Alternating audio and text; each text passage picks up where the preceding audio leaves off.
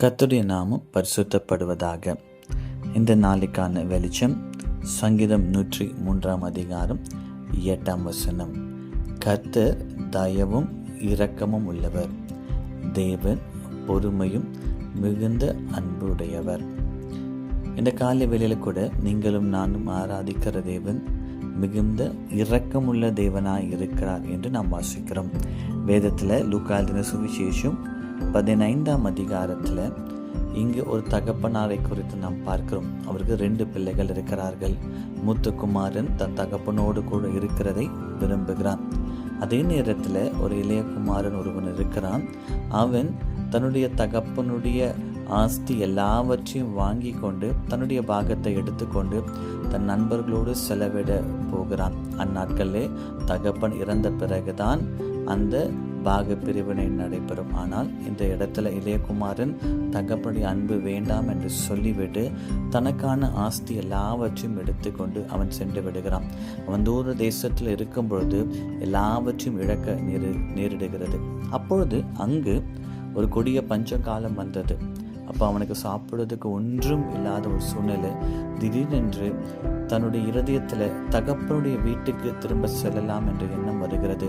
ஆனால் அவனுக்கு ஒரு பயம், திரும்ப போனால் தகப்பன் ஏற்றுக்கொள்வாரா இல்லையா.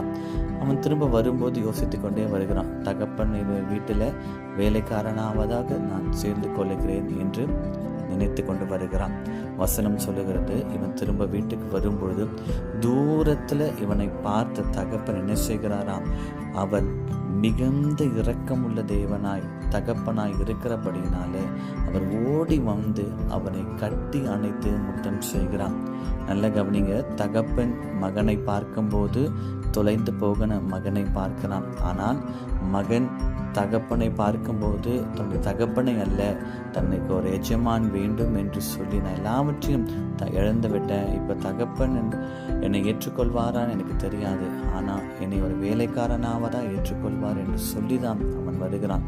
ஆனால் தகப்பனோ நாம் வாசித்த வேத பகுதியை போல அவர் மிகுந்த இரக்கம் உள்ளவராய் இருக்கிறபடி நல்ல தகப்பன் என்ன செய்கிறாராம், அவனை சேர்த்து கொண்டு அவன் இழந்தவற்றை எல்லாம் திரும்ப கொடுக்கிறான். இந்த நாளில கூட உங்களுக்கும் எனக்கும் ஒரு இரக்கம் உள்ள தகப்பன் இருக்கிறான். அன்பின் பரலோக பிதாவே, இந்த காலை வேலைக்காக நன்றி.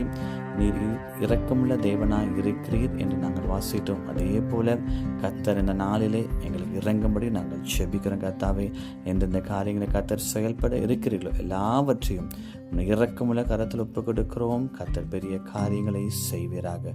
இயேசுவின் நாமத்தில் பிதாவே, ஆமேன்.